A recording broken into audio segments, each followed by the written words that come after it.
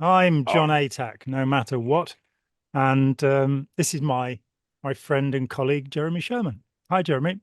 hi, John. It's nice to see you. Likewise, a pleasure. And yes, you picked up on something from our last conversation, and congratulations on going viral. Thank you. Does Yes, happen every now and then. I went viral with the series on how to roll trolls and stump Trumpists. I'm 8 episodes in. I've got a couple more to go. And for whatever reason, it got a large audience on YouTube. Mm. I was fascinated to see Hulk Hogan representing Donald Trump, and that he gave us the word. You used the word Trump bot at times, and he gave us the word Trumpomaniacs, I think it was. So it Trumpomaniacs. Yeah, yeah, there's all sorts. Yeah. and Yeah. that's acceptable to both sides, it would seem, because it was, Donald Trump sat there with his little, Van Gogh. Wasn't as Yes. artistic as Van Gogh's bandaged ear, I didn't No, think. I it's think we true. should have done more work on it. But he seemed to approve of this, so we can call them Trumpomaniacs without offending anyone, which is a sad thing That's right. because we should offend people, shouldn't we, That's right. You really? should. It's useful to offend these people. You know that one of the fascinating things. His name is perfect. Trump's name is perfect because it means fake, and it also means beats everything. And So let's I'm hope he is the arguing. last Trump. Yeah. Yeah. So yeah, but the original meaning was actually fake. That it, Mm, that it um, and that's what I'm arguing. We would all want is a wild card trump card. That is, we mm. could do anything we want, and whatever we want is unassailable. But that leads us to trumpery, of course, as you say, Yes, the right. fakeness. And as I think I mentioned the last time, it also means fart. Yes, that's right. So it's great. It's perfect. It's like the perfect name. Charles Dickens couldn't have done better. Well, yeah, there you go. And nobody was better at names than Charlie Dickens. My God. So good. Yeah. So you made the point about models that one size doesn't fit all, and I could not agree more. I'm very wary of any kind of model, you know. But Yeah, it's not that there are no moral rules, but that there are a lot of them and they contradict each other. And I see two basic responses to that. Um, One is a kind of moral profligacy. You collect all the morals as if the more morals you claim to live by as your priority moral approach, the more moral you are. I compare it to being on all diets at once. yeah. Because the advantage of being on all diets is that in one or another diet, something is bound to be permitted. So you can do whatever you want. And you can always cite some diet that allows it. And so uh, a moral profligate is someone who just collects them all and never bothers prioritizing other than in the moment. So this Mm. would be the root of hypocrisy. That is, in the moment, you would argue that there is no higher moral principle than the one I need in the moment. You just pull out your ass, whatever moral principle serves you in the moment. It The other approach, may not actually be in your ass. There may be another place that you pull it out of. I don't want to get fixed on this, but you might use your mouth to pull it out, you know. that's right. You pull it out of thin air. Sorry, I didn't want to be more vulgar than is appropriate for your audience Quite right because too. there's no moral principle higher than whatever. Anyway, so the other approach actually deals with the prioritization and recognizes that morals clash. You Mm. know, Ten Commandments clash. Thou shalt not kill, honor your father and mother. Okay, what if they kill? So as soon as you have two morals, there's a potential for a conflict between them. Mm. And so this is a different approach to morality, and I consider it closer to irony. Um, Not how people generally think of the term irony, but philosophical irony is dealing with life's complexities um, as both serious and also risible. That is, they're funny. So We can laugh at them, yeah. yeah. So irony is an ironic situation is when the outcome is the reverse of what you expected or intended. So if you had you place a good bet and ironically it comes out bad, or you place a bad bet and ironically it comes out good. And I'll argue from origins of life research that there is no complete elimination of the potential for ironic situations. There's no matter what form formula you come up with, you cannot escape the potential for ironic outcomes. That is, there is no way to determine or predict the one-size-fits-all formula. And yet, in general, what cults or any kind of dogma is offering is the tantalizing temptation to think that you found it, that you've actually solved reality. Yeah, absolutely. And many hands make light work, and too many cooks spoil the broth. Yeah. There's no smoke without fire, and throw enough mud and some sticks. Yeah, that's right. That's right. That's right. So you start to notice those and you get interested in them rather than dismissing them. So you can even take it down to the level of a single statement. Don't be negative is negative. You shouldn't be judgmental is judgmental. Commit to flexibility is a commitment. Don't take advice is advice. The golden rule itself is actually a paradox. It's not it's not actually a rule because it's a paradox. You're demanding that everybody compromise to everyone else, so it doesn't resolve who should compromise to whom. But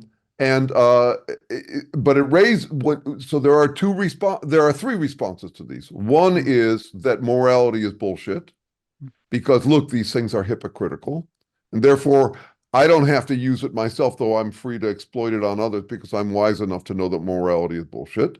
That's the cynical hypocrisy. The fundamentalist hypocrisy is you double down on it. No, you shouldn't be negative, period. And the ironic approach is to realize that it's not a principle, it's a dilemma. Where to judge, where to be negative, all of that. That's actually, yeah, to me, irony would be better termed dirony. That is, it's dire irony. It's not just humorous, it's tragicomic. That is, it really matters that you get these things right. I mean, the way I frame it is that I could expect the floor to be under my feet, but ironically, there was a banana peel and I fell. So irony is about slapstick. But when I fell, I cracked my head and died. It's also deeply tragic. So to recognize that about reality and our interaction with it is a hard hump to get over. But on the other side of it, there actually is, I think, not just a kind of a freedom, a release, but also a power against cultists. And that's what I'm selling in this YouTube series. That is the irony is your superpower in dealing with Trump bots of one sort or another. I think that's true, or Trumpomaniacs. That one of the really noticeable effects of believing in a rule book is that you have no humor left, that there are things you're not allowed to say, and that one of the ways of generating enough cognitive dissonance for somebody to think a little bit can be taking the piss out of them. And to some extent, I think you've triumphed in this. I think you've made a career of such irony. Yes, and I applaud that. I really do.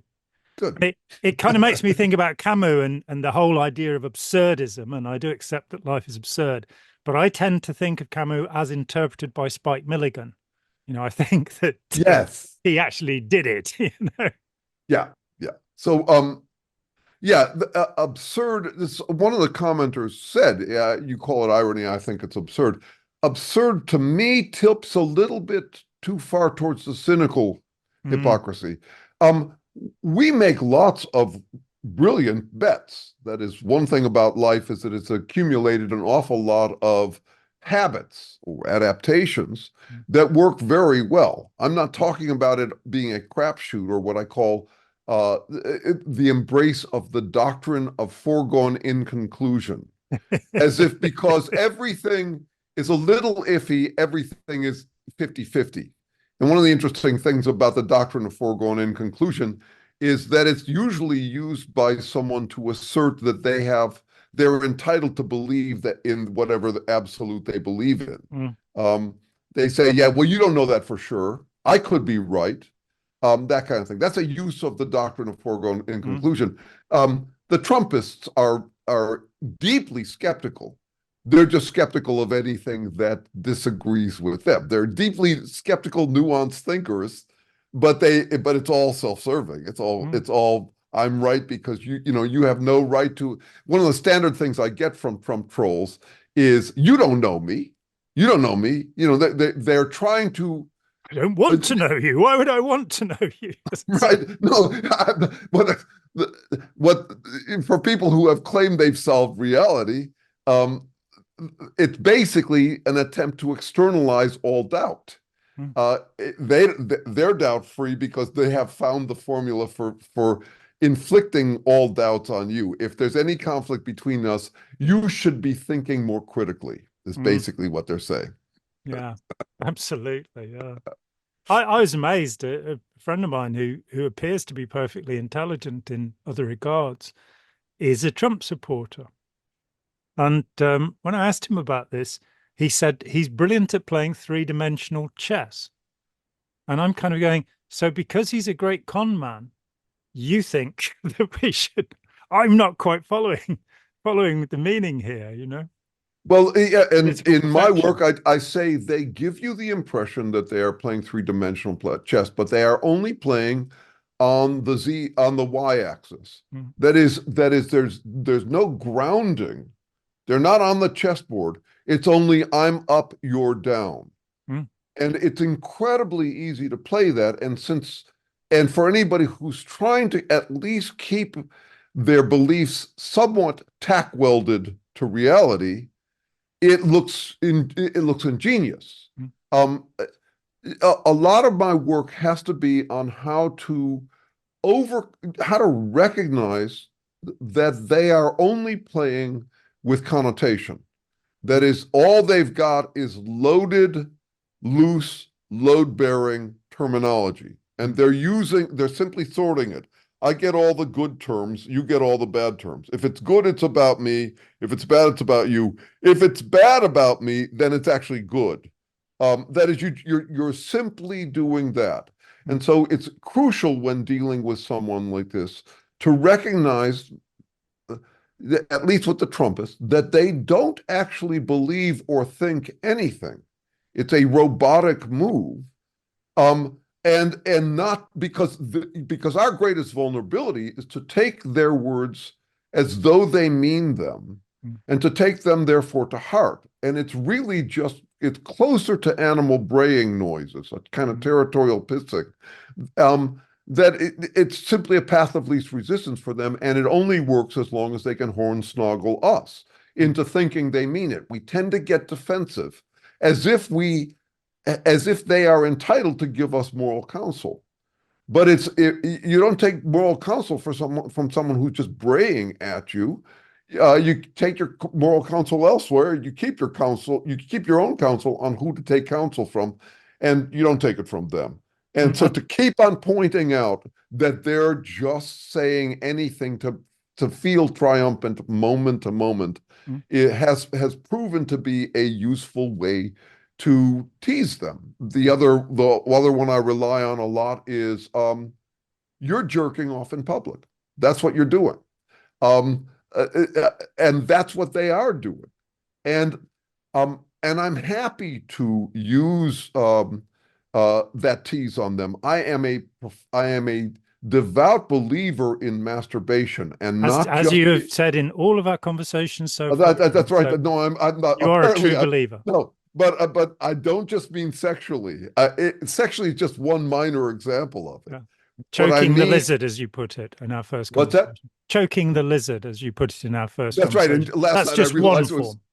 Yeah, that's right. No, so the choking the lizard king is really what it's about, because Trump is a lizard king, And we need to drain that stuff off. Every human has Draining that. the lizard. That was it. Draining the lizard is what you said. So you're Sorry. draining the I've lizard king misquoted you. off, and that's what I Mm, call off jerking. It's mm, you are you are you are you are off gassing mm, the natural human need to feel exceptional, mm, and you do that in fiction, mm, and then you zip up after.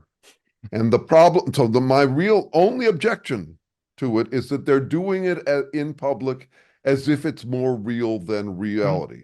mm, So that self-love is important, but get a room mm, and don't let it go to your head like that.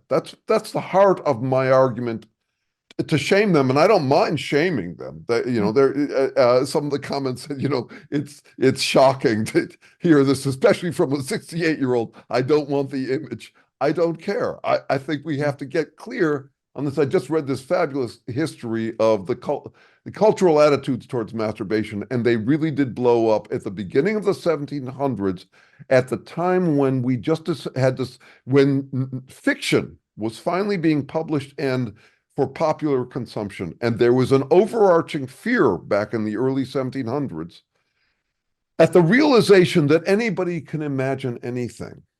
mm, And because up until then, there was a general sense that religion was not an imagination, it was truth.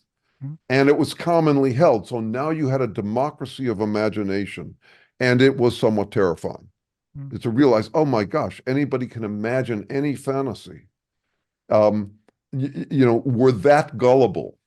mm. And so And that was, I yeah, mean, go ahead. this thinking, forgive me, reaches a climax around about the first 10 years of the 20th century when Baden Powell, and I'm told that his name was Powell, not Powell, as far as he was concerned, wrote the Boy Scout manual, and his publishers wouldn't let him print the page on masturbation. It is in modern editions, and it explains, and this may satisfy the difficulty.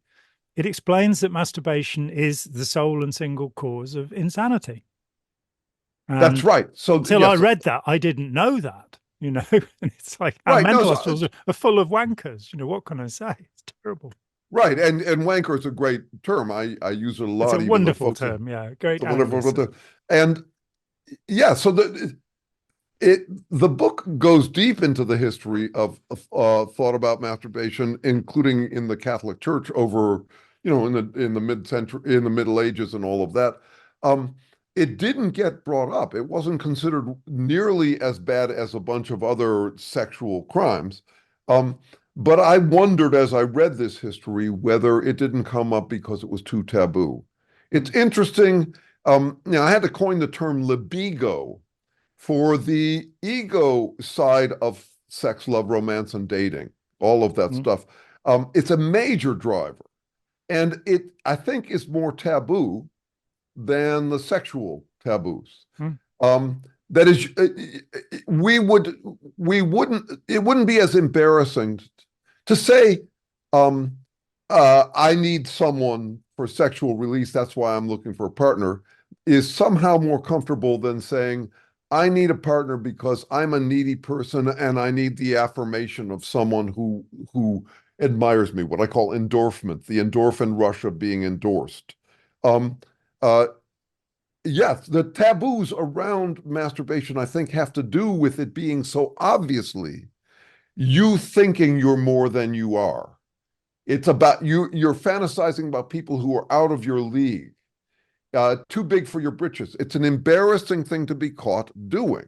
mm, We see it also in parents' responses to toddlers. When a toddler gets into what on the commune we used to call into the juice, that is into the adulation, mm, the parents get uncomfortable.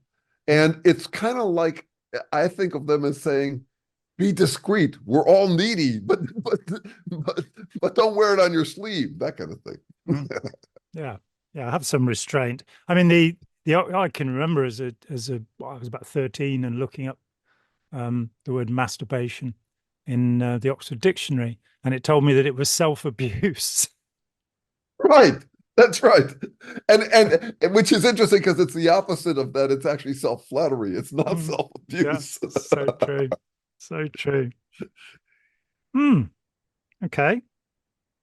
Yeah, I mean that brings us back, and this I think came up the last time we spoke that uh, we both have a negative view of the word narcissist in this concept, and Havelock Ellis was the first to actually use the term in a psychological setting, I believe, before Freud got to it. Yeah. And he said, "Oh yeah, well, narcissism is somebody who doesn't want to have sex with anybody but themselves, and that's That's what they do." interesting. That's interesting. Mm. Yeah, I didn't know that history. Yeah, yeah. And Freud, who never, of course, enjoyed sex in his life, um, you know, changed the meaning to this, somebody who loves himself. And then Eric Fromm comes along, a doctrinaire Freudian at the beginning of his life, gradually lost most of it, and says, no, narcissism is where you don't know how to love. It's not when you love yourself, it's when you don't know how to love. And so you need the adulation of others. And I still don't like the use of the word. It, you know, it, Yeah, we would then have to get into a question about what love is. And and I there's a question. yeah, and I have an answer, and most people don't, but I have one Let's that hear it. actually, Let's hear it, because we've okay. got thousands, tens of thousands, hundreds of thousands of people out there, millions of people desperate to know what love is. That's the only reason they've been listening. They've I been want to listening know because what love is. that's right. Sorry. That's right. They've been wanting to know what love is, and uh, so my answer is that it's doing dedicated work to maintain something you depend upon.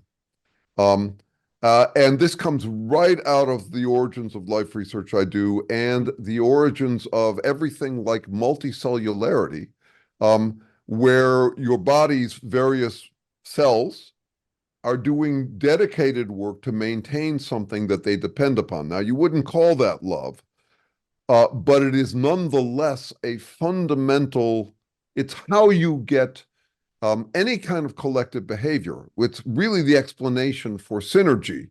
And to say that the whole is more than the sum of its parts, which is the general sense of synergy, doesn't explain how that works. And what it is actually the whole is less than the sum of its parts. We become partial to each other. That is, if there's something that if there's a way I can do something more efficiently by relying on something else to do it for me, then I will lose the capacity to do for myself that which they do for me. And as a result, I'll end up dependent upon them.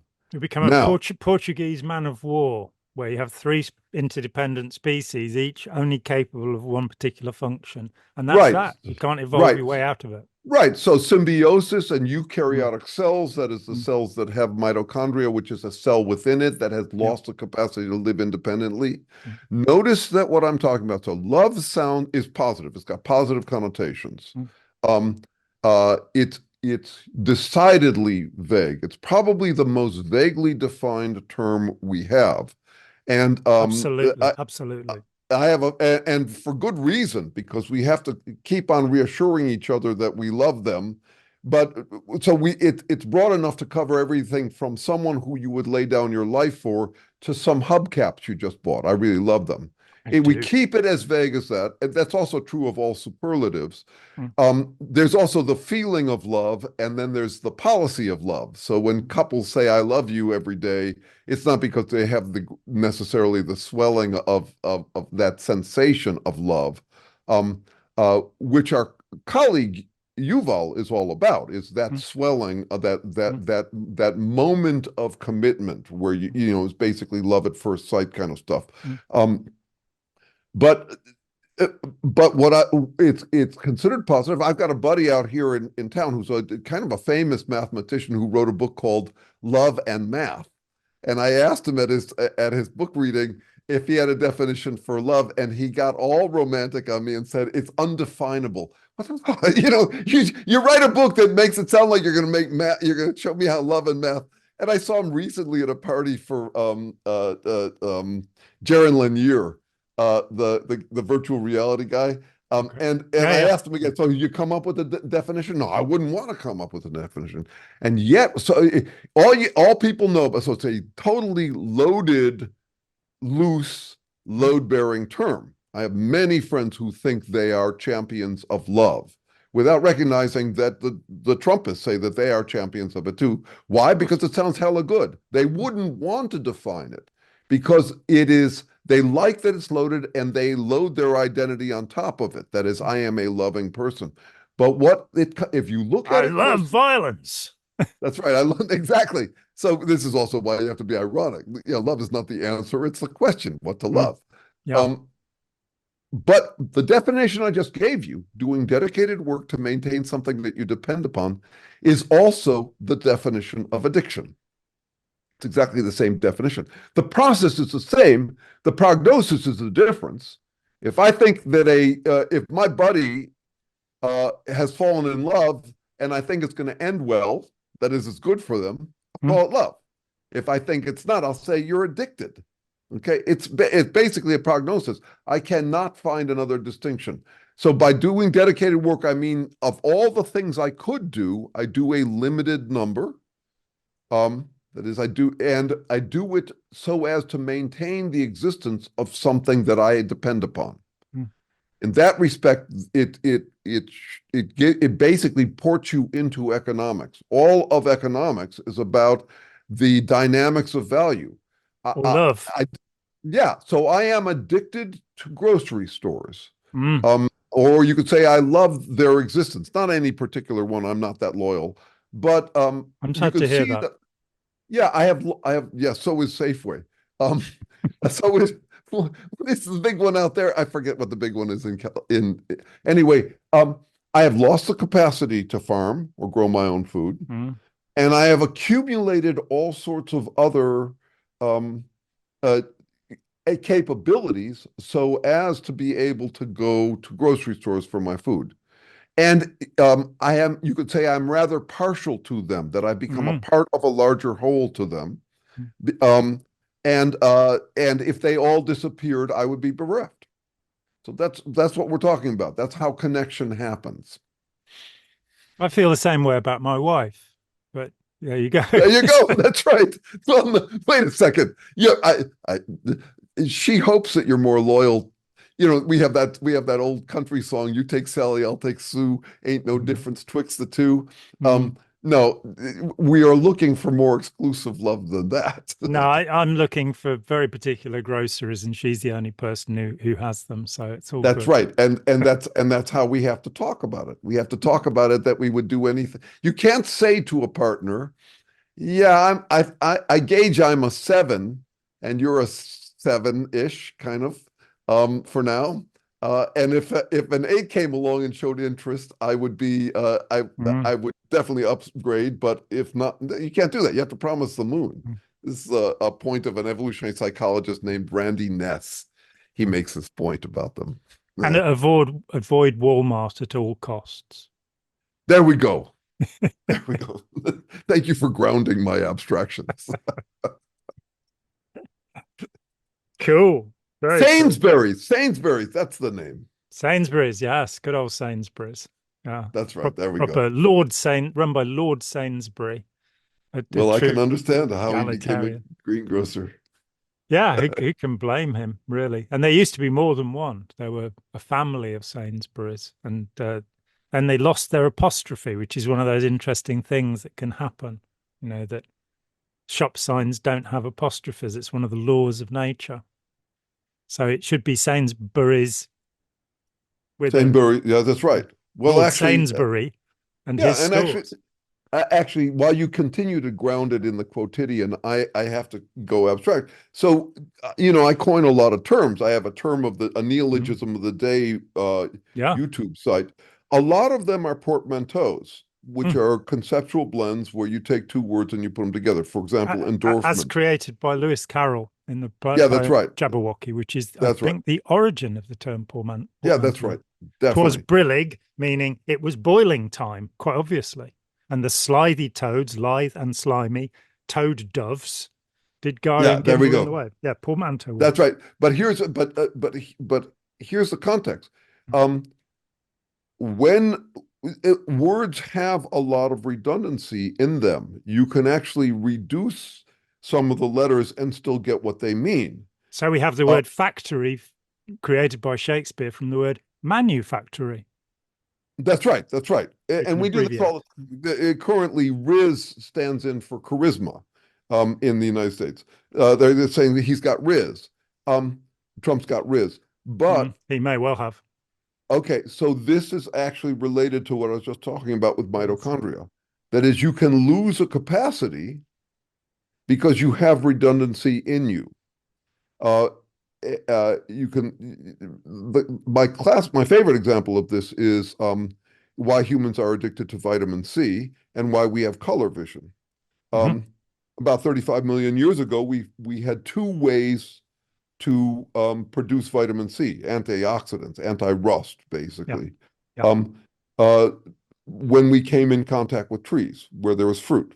Mm. Fruit was providing vitamin C to birds.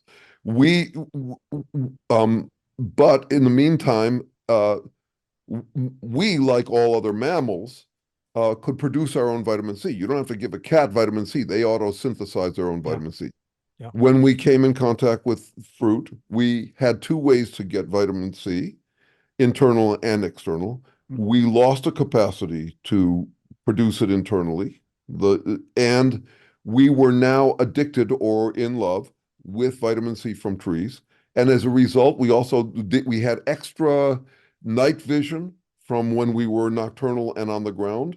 Mm. Um, and those rods morphed into color vision to Mm. distinguish ripe from unripe fruit, which is parallels me having a car so that I can get groceries from Sainsbury's.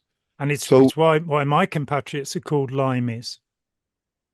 there we go. That's right. That's right. So that's right, because you couldn't auto-synthesize it. But the point is that you can lose some capacity Mm. and still be potent as long as there are other sources around it, and that's how you end up with portmanteaus. Yeah, it's You can fair lose a enough. capacity, you can drop something out. So endorphin translates. It's not that hard to recognize the endorphin and the endorsement out of a term like that. No, or indeed the libigo, Yeah, libido, whether it and has a last high night I libigo or a low libigo. that's right. And last night I coined meritocracy. That is it's a meritocracy where the autocracy decides what's got merit. Which is, unfortunately, the way that It's meritocracy tends to go. that's right. My gorgeous wife the other week found the word ipsedixitism. What does that one mean? It means, and I've got it written down here somewhere. Oh, I've got it written on another piece of paper. Believing something because it has been said. You know, Ah, it said this, so therefore it must be true. Nobody would bother to write it down if it were not entirely and absolutely true. Ipsedixitism, isn't that marvelous? it is marvelous, and it actually has an interesting history. Ian Hacking, the philosopher, notes that the word probably used to mean exactly that. It meant on good authority. Mm. It is probable and likely. Yeah. Right. It mixes together. It's basically authority as a source for for what's likely, and there is something to it. That is, when I Mm. talk about how we make a gazillion decisions every day, but we do it by habit without it rising to consciousness. That's our adaptations operating. Mm.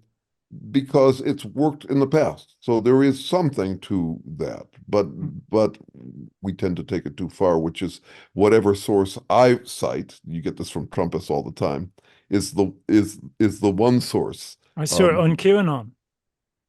oh, that's right, that's right, that's right.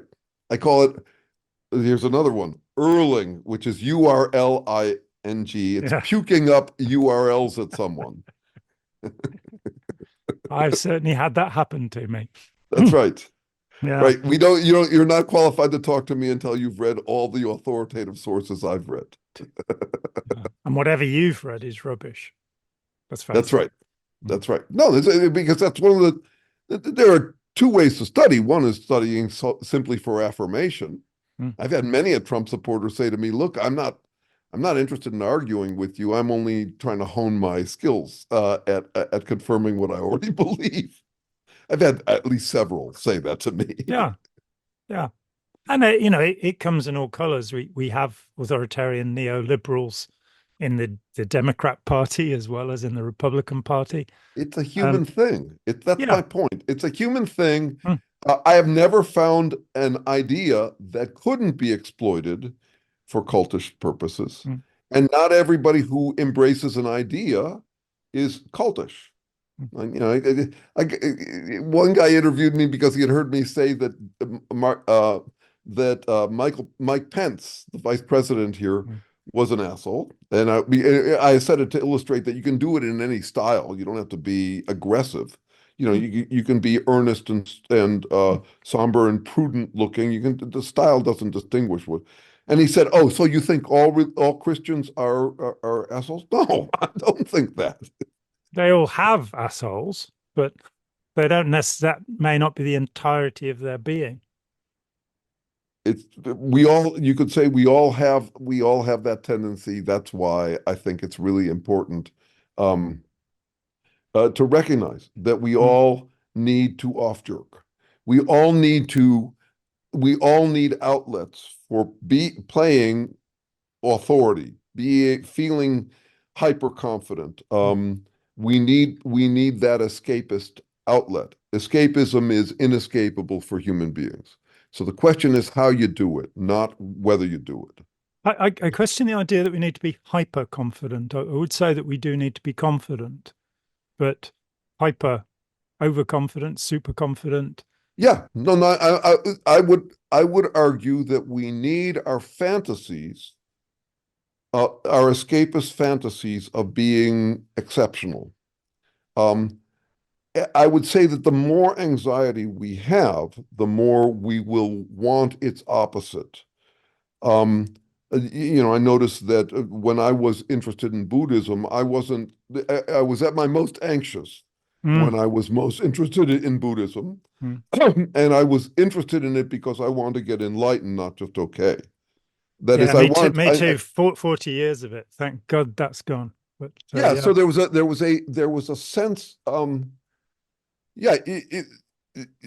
I wanted absolute relief from self-doubt. I wanted Mm, a complete purge.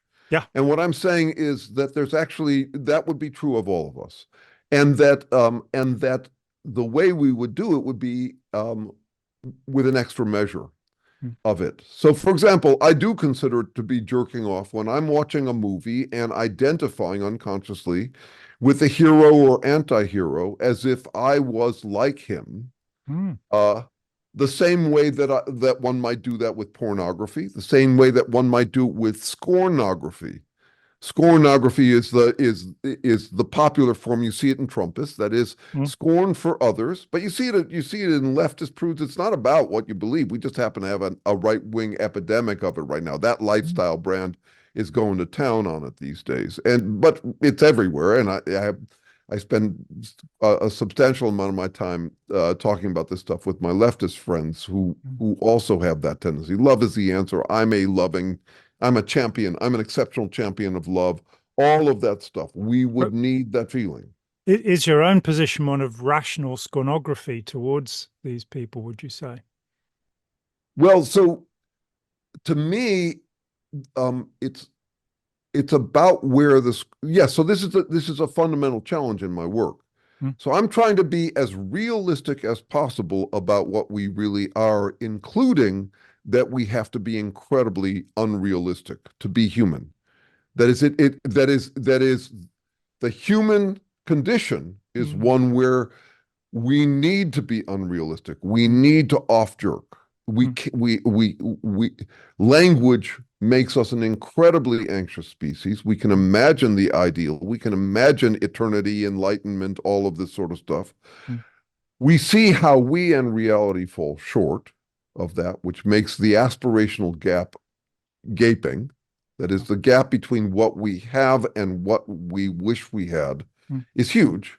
mm. And with language, we can self-idealize, we can idealize our environment, we can imagine all of that sort of stuff. So that combination is fundamental and inescapable in the human condition. Mm. And I'm resigned to it about myself as well. So when I talk to a religious person, I say, no, I'm an atheist, but don't get me wrong, I'm as delusional as the next guy. Yeah, You know, yeah. One for has to example, admit it. Yeah. for example, yes, I harbor a dinghy of confidence that death is for losers and I'm an exception. Hmm. Yeah, the artist Peter Gabriel, in an interview when he was asked about death, he said, I don't like the look of it, so I'm not going to do it. Yes, there you go. There you go. I, let's bring up an idea from Craig Malkin, who is the self-appointed expert on narcissism. Oh, good He's Lord. at Harvard Med School, and he's published this book, which is, taken to be biblically accurate, I think, by some people, in which he puts forward a scale of narcissism, because we all do a spectrum these days, don't we? Yes, Everything is reduced to a everything. two-dimensional line. There are no three dimensions involved anymore, just two dimensions. And at one end of it, he has narcissism. In the middle of it, he has healthy narcissism. And at the other end of it, he has egoism. And his definition of narcissism, it's a great big book, and Harvard Med School and all of this. It comes down to his definition of narcissism is feeling special. And so healthy narcissism is when you feel just a Goldilocks moment, when you feel just special enough. Egoism is where you don't want anybody to know it's your birthday or give you a cake or ever say anything nice to you. Yeah. And you've got this, and it's sort of, this to me is just such a bizarre way of looking at humanity. How special do I feel? How special should I feel? It's like, okay. Well, yeah, and I don't mind it. I mean, I mind anyone claiming to be an expert in this stuff. Yeah, I get introduced as an expert on assholes. No, I'm a specialist. You can't be an expert on assholes. It'd be No. extremely dangerous to claim to be an expert on it. Hitler thought he was an expert on assholes. Anybody who disagreed with him. So no, but that point is basically captured in Aristotle's approach to morality. That is, you don't want to be completely selfish and you don't want to be completely selfless. You want some kind of middle state, but what that middle state is depends. And you've never solved reality. That's the point. So I have, if a boss tells me we're going to do it this way, they are perfectly entitled to that exceptional status where they trump my suggestions. They don't get to say, from my perspective, it's going over the board to say this will work, that won't, as if you've solved reality. That's a difference. They can be the authority. But that doesn't mean that they've solved reality. That's letting it go to your head. Yeah. And we have this simple confusion, the differentiation between authority based upon rank and authority based upon, I'm going to use the word expertise, competence, knowledge, whatever. And we get very confused about this. We have an educational system that's pretty much based on rank authority. I'm the headmaster, you're the teacher, you're the pupil, put your hand up if you need something. Then we have the idea that, if I need I had to have my gas boiler fixed last week. And I decided, given the choice of options, that I'd get a guy who was qualified, to a gas fitter who knew about gas boilers, who had authority in that area. And he's done a good job and it's working again. But there is this choice. I mean, we had a government minister called Michael Gove, who was head of education. And he said, we've all had enough of experts. It was this wonderful expression. It's like, having had enough of experts, specialists, whatever word we use, authorities, people who know about things, let's revert to the typical political situation of putting this in the hands of people who don't know what on earth they're doing, and we'll let them run it. That's how it's always gone through history. Very occasionally somebody's come along who knew what they were doing and did some good in the world. But so often we're left with people who are authorities, experts, because they have the title. It's I'm the field marshal, so I'm in charge, or I'm the archbishop or pope or what have you. Well, and I'm saying that any of that would go to our heads. There's also the extrapolation that if someone's expert at something, we assume they're expert at everything. Yeah. Going to Einstein for moral philosophy is fine, or to know where he lived. Yeah, I live in Princeton somewhere. It's like.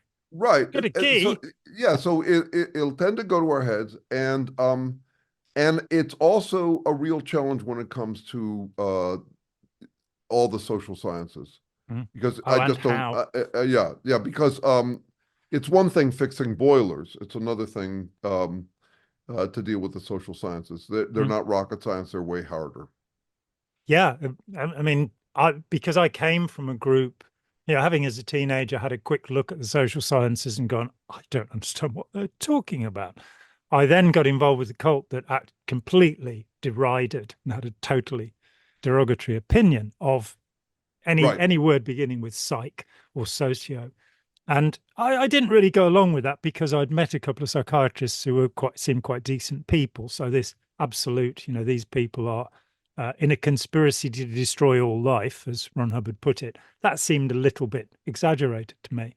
But when I came out of Scientology, it was really interesting then looking at sociology, anthropology, ethnology, what have you, and seeing how divided these subjects were, that social psychologists and sociologists would have their own words for the same things, which to an Right. outsider was kind of, well, why aren't you using the same word that they use? And then you find the cliques, the situationists believe this and this lot believe that. And you start going that this is kind of reminding me of Laputa in Gulliver's Travels, where there's a rock floating above the world and the intellectuals have conversations and they have people with filled bladders to hit them on the head and bring them back to reality. And they are completely disconnected. I have often had that feeling when I was reading something in the social sciences. And as you say, this is soft science. It's very, particularly when we get to clinical psychology and the many therapeutic systems that are around and the sort of things you have to believe before they will work. That if you can't get somebody into your church, into your belief system, then your methods may not work. And that is a little bit difficult. Right. So I have no disdain for how we're going at it. These are early days with the social sciences uh, as sciences.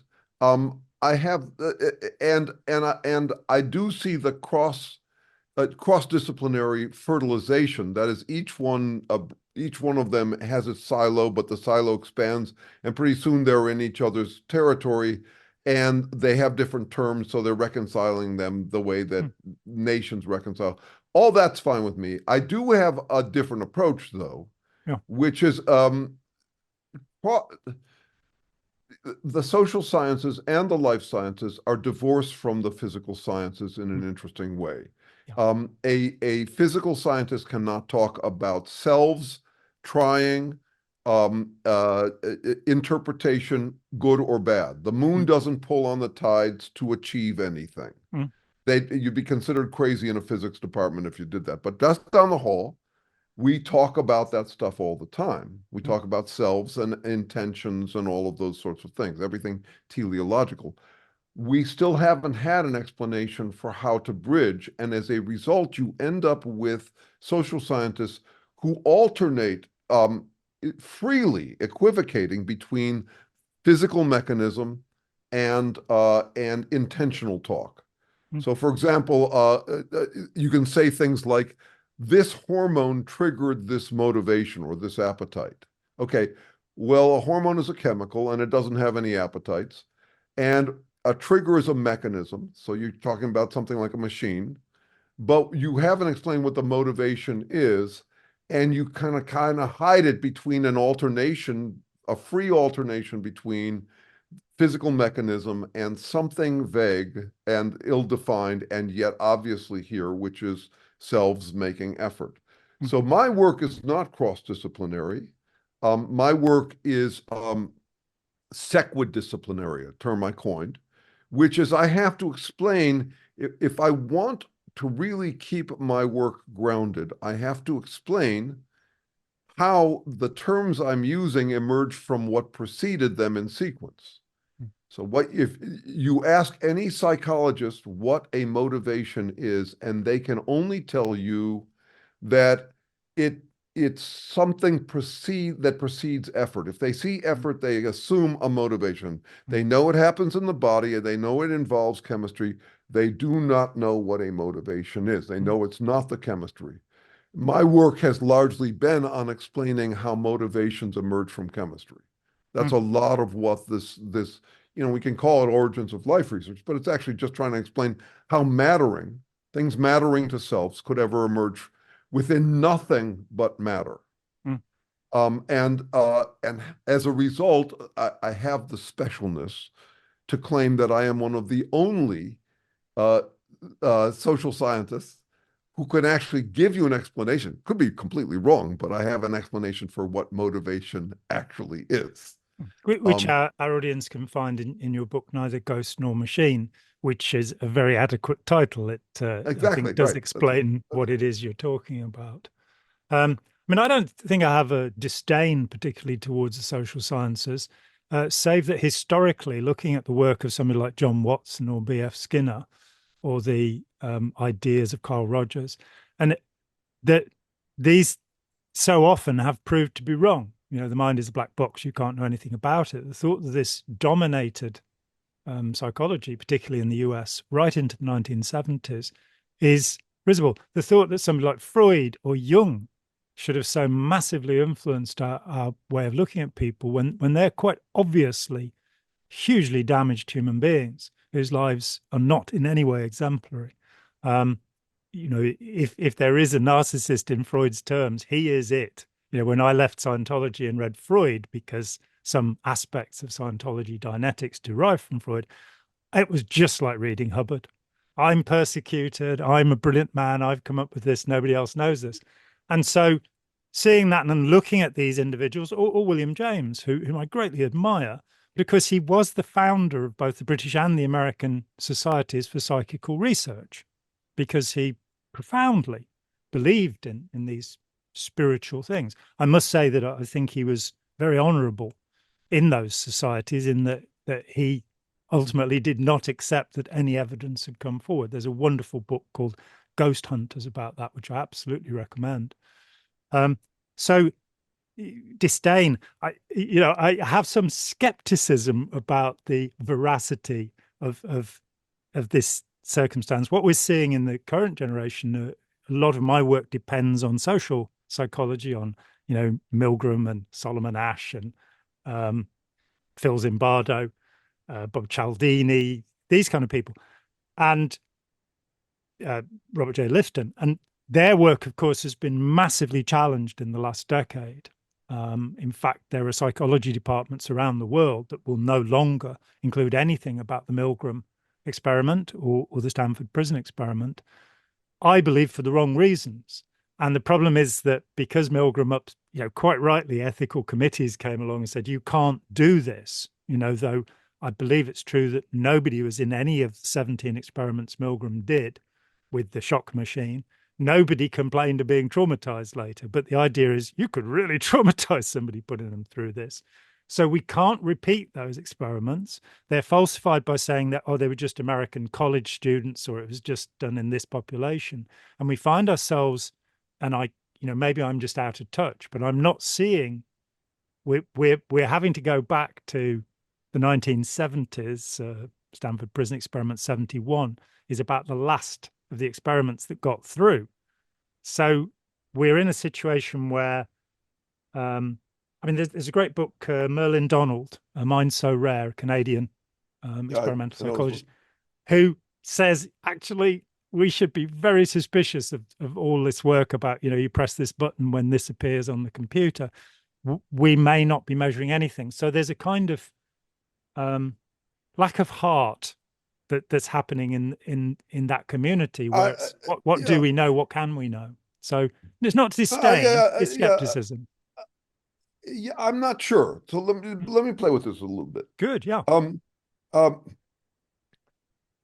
So there is a trope that shows up in lots of places, which is these guys have been wrong, or these people were flawed, or their work was imperfect, or completely in the wrong direction. Or with Konrad Lorenz, it led to concentration camps, you know. Right, whatever. That is, it had a bad consequence or something like that. Um, that borders a little bit too close to the conspiracy theorist's cue, or the anti-intellectualism of Buddhism, or any of those kinds of movements where you forget that. I mean, here, I'll just declare it: if you cannot play in science without the likeliness that you have been barking up the wrong tree your whole life. It's a search party. It's a search party, and you need the search party. It is trial and error, guesswork we're trying to do. And yes, I have coined the term defaulty logic, which is because they're wrong, I'm right by default. And I have to keep I am tempted to do that. I do a fair amount of sneering. I do a fair amount of critiquing social science methodology. I have an academic article that just came out about this whole fundamental problem we have where nobody has explained motivation, and I do enjoy the sneer at it. And yet I have to remember that it's very likely I'm barking up the wrong tree too. I dedicated my book on what's up with assholes to future psychoproctologists who will do a far better job than I have. This is guesswork. We're groping, and also I wouldn't want. One of the main comments I ever get from Trumpists is it's so amusing. It's you've used the ad hominem fallacy, therefore I don't have to listen to you, which is just they're saying you use the ad hominem fallacy. You attack my character, Trump therefore will do bad you're things because he's character. a bad man. Yeah. Yeah, so you're a bad man, so I don't have to listen. And it's a complete misunderstanding of the ad hominem fallacy, which basically says if a jerk tells you that it's raining outside, it might be raining. That's really about what the ad hominem fallacy. It's not saying don't attack character. It'd be absurd to say don't attack character. What are you, not allowed to accuse a criminal of being a criminal? Someone said to me yesterday in one of the comments that my approach is dehumanizing. If anybody wants to do the dehumanizing, it's the asshole, it's the cultists. They're the ones who are trying to act superhuman and robotic. But if I called someone a lovely chap, am I dehumanizing them? At what point does name calling become dehumanizing? If you call Hitler a monster, Anyway, so in general, what I'm trying to do is remain intellectually bi-curious, by which I mean, if I see myself talking out both sides of my mouth, if I see a contradiction like the ones you did earlier with the aphorisms, I'm trying to stay interested in them rather than deflecting them. If someone says negativity is a no-no, and then doubles down, no, really, negativity is a no-no. Or if they say, that negativity is a no-no proves that it's all bullshit, the morality is all bullshit. Both of those are failures to notice, there's a tension, and a lifelong tension, when to be negative, when not to be negative. So I'm trying to stay bi-curious in that way, and it's not hard for me because I make my money off of it. Is whenever I find myself talking out both sides of my mouth, I've got an article or a video in there. That's right. So it's been the bi-curiosity has been good for me. It would be much harder in lots of other professions. I just happen to be in one where it's cultivated, where it pays to pay attention to contradictions and not get dismissive about them, but to get interested. No, I mean, I think it can be a very positive thing to have been humbled. Because I believed in a, let's face it, lunatic set of ideas from the age of 19 to the age of 28. It was incredibly wonderful to be released of that obligation to use whatever weight my intellect has to buttress the stupidity of Ron Hubbard's ideas.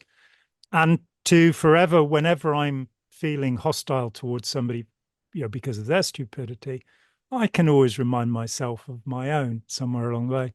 Um, and for me, having that by curiosity, accepting the idea of cognitive dissonance as a rather pleasant sensation rather than, oh God, I've got to, find reasons Yeah, why I am right. It's like, oh, that's really interesting. Here's yeah, yeah. either this is a chance for me to explore my ideas and say, yeah, I think I still think I am about right about that, or to explore my ideas with the input of the other and say, you have a good point there. And that I think that rigidity, that fixity, that wanting it to be this way is a very desperate condition in human beings. And it's unnecessary. It's an anxiety that we don't have to have because we don't know what's going on. I'm a big fan of Epictetus or Zhang Su, the kind of positive Epicurean Stoics. People are going, I haven't got a clue what's going on, might as well enjoy it. And let's see if I can understand it. Let's see if we can make any progress in understanding that heads us towards a more positive way of behaving for this bizarre species to which we belong. Yeah, two key comments out of that. Surely. And I wouldn't mind getting back to Skinner and the predicament we're in. We a useful place to go to, but first this. I had to coin the term "I once was lost, but now I'm blind," um, because I noticed that when people leave Plato's cave, Mm. um, the romantic image is that they've seen the light and they've woken up and they're now awake forever. Mm. Woke or awaken is an interesting term because I get sleepy every night. I mean, I wake up every morning, but then I get sleepy again every night. Something wrong with you, Jeremy. You That's right. should just be woke. I once was lost, but now I'm found. Suggests that you've had the one epiphany, the last epiphany you'll ever need. Mm. The more interesting way to leave Plato's cave, having taken the scales from your eyes or whatever that is to recognize, oh, I'm deceivable. I Yes. actually, so there is that. Now, I rejoice in my gullibility. I had an interview with a guy who'd been in the very top ranks of Scientology at the age of 19. And after 2 evenings of interviewing him in a secret location, he must never be named. This was a long time ago. And he said to me, the great thing is, John will never be fooled again. It's like, That's no, right. That's right. Right. Like no.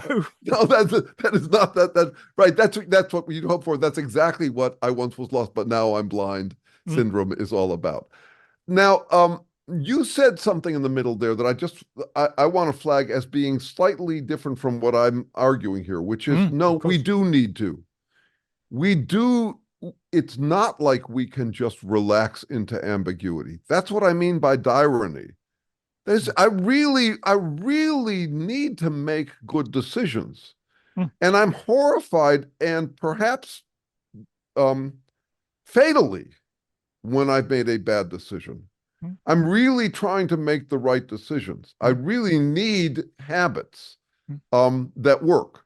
Yeah. Um, and to know that I can't escape that into a que sera kind of it's all okay. Uh, I mean, I liked how you got into the Epicurean. It's Epicurious. You're Epicurean. You're enjoying life, but you're also curious. Well, I'd Uh, say Epicurean Stoicism. So Epicurious Stoicism, possibly. I don't know, but that adds that's right. another idea, so. Yeah, yeah, and right, and these are nice spices or nice coping strategies Mm, I want to employ in my life. yeah. They're an alternative to a noping strategy, which is nope, I've figured it all out already. Mm, Um, but um, I'm trying to drive home that this is the human condition. mm, No matter, I'm really trying to I'm really trying to feel comfort in my own skin. That's mm. really my human condition. Yeah. And as a result, I am prone to confirmation bias, Mm, as are we all. yeah. Um, My and it's side, not, my side bias, as some people are now calling it, which I think is yeah, nice and straightforward. My side bias. yeah. And I've come to realize that it's actually for me, it's affirmation bias. That is, I need reassurance Mm, constantly. like a hummingbird needs nectar. I mean, that's the human condition. And this is coming from a man who's sitting there who hasn't got any pants on, by the way, for our That's right. audience. I haven't got any pants on, and yet I'm not standing up and dancing, and because I need the affirmation of not being seen that way. Knobbly Um, knees, that's what it is. oh, it's Yeah. knobbly knees. I don't have Mm. great gams. I don't, and not only that, I'm wearing black pull-up socks. So it would be it's not the look. Disaster, absolute disaster. Would That's ruin your that, reputation if that's right. anybody That's saw right. you. Either that or it would make me, because I'd finally pop on the internet. But no, what my point, yes, so all of those tensions and how to play with them Mm. as inescapable. So Mm. it's where I drop out of Epicurean or Stoic finality. Mm. Both of those are also temptations to get a reliable comfort in my own skin that I don't want to bet. I don't want to bank on any more of those. Mm. Um, and I don't, and therefore I have to admit how much I rely on affirmation bias. Mm. Um, and at the same time make fun of me for doing so. That's the irony part of it. It's a way of affirming yourself. It's a way of affirming myself at a higher level by laughing at and with me, Mm. Yeah. and inviting others to do so too, Mm. which I consider the height of intimacy, is people laughing at and with each other, Mm. at the way they're stuck in the human condition. Mm. Way more intimate than sex, Mm. way more intimate. As Spike Milligan realized, of course. Yeah, that's right. My uncle was a great man. He told me so himself. He said, I am a great man. That's right. That's right. Can't argue Exactly. with that. Oh, Yes, let me just flag the Skinner thing for a second. yeah, yeah. This is a real challenge for us, and it relates to where we started this conversation. Mm. Um, Skinner was right about one thing. That is, there is no objective scientific way to get at what actually motivates people. What in particular motivates people. Self-reporting bias is a real thing. His move to treat us like machines, input-output devices, was unworkable, and we dropped that soon enough. But it's a real challenge for me as someone who's engaged in intervention. So, how can you tell whether you're dealing? It really matters to me whether I'm talking to one of the con artists from a group or whether I'm talking to one of the gullible sheep of the group. That is, are they crazy or are they crazy like a fox? Um, uh, uh, and it matters to my rhetorical strategies with them. And yet at the same time, I agree with Skinner that there's no knowing for sure what's going on in them. So one of the challenges it's not even having any vague idea of it that bothers me. Yeah, of course, and unless we develop a kind of dolphin ability to read our fellows with sonar so that we can play back to them exactly what we experienced, we will encode and decode. And, human complexity, vive la différence, is a wonderful, wonderful thing. But this idea of the black box that we can't, so I think we can know and do know something about it. We'll never know everything. No, what I'm saying is guesses. I'm still back to iffiness. That is, I have encounters where I think I'm talking to someone receptive who turns out to be basically an exhibitionist. They came up to me acting receptive so that they could open their trench coat and show off their stiff little cultish self-certainty. And then, however I reacted, they would feel triumphant. So I have made the mistake of assuming that someone was a decent person who was basically a troll. Yeah. Okay, I have made the opposite mistake as well. Mm. Yeah, me too. Where I've assumed that someone was a troll who turned out to be a perfectly decent guy.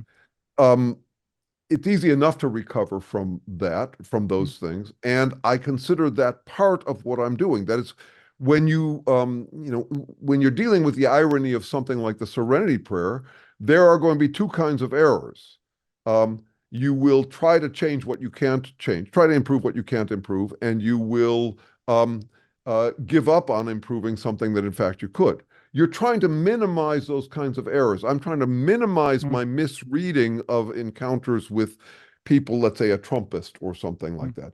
And I do feel some anxiety. For example, I responded to someone's comment yesterday, and I lost a minute of sleep last night wondering if I was too harsh. Maybe the guy was more decent than I thought he was. These are issues I'm happy to live with. If I don't want to be an asshole, I have to expect anxiety like that. Mm. But I do think that True. that relates also to this fundamental question we're talking about, which is um, different tools for different activities, different Mm. contexts, different situations. I do not assume that there's one kind of intervention that always works with every kind of person who's become a legend in their own mind. I'm trying to Mm. figure out the proper responses. I'm trying to guess which response is appropriate. In my consulting work, basically what I'm doing is listening closely to someone's situation. This is someone who's dealing with, let's say, a cultist. Mm. And we look at the three main options they have, which is to assert, to accommodate, or to take some space from them. It might be Mm. a relative or something like that.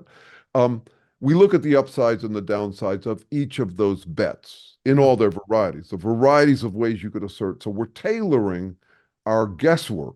It's Mm. educated guesswork, Mm. but it still fails sometimes. Of course. And you got to look at the ways in which it could backfire and still make your best bet about what to do.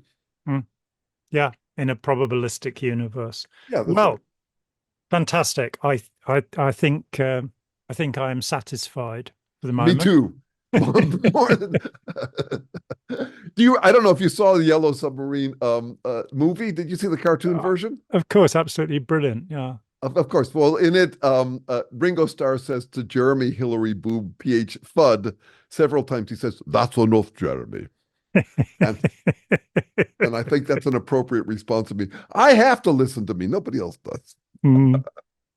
Yeah. Well, I've enjoyed it. Um, Good. and so let's do it again in a couple of months' time. Sounds good. It's great to see you.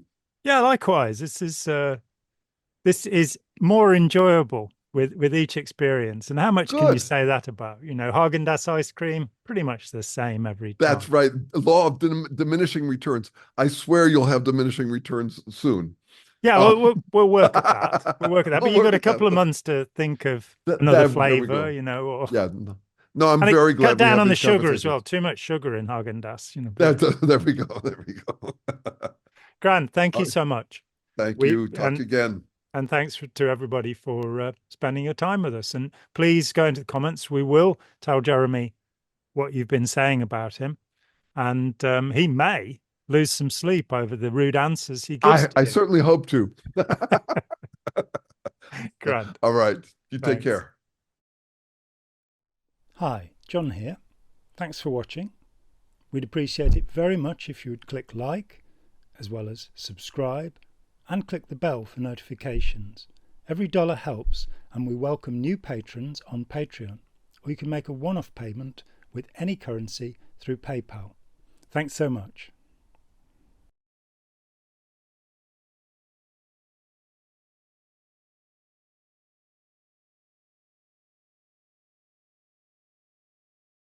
That's enough, Jeremy. And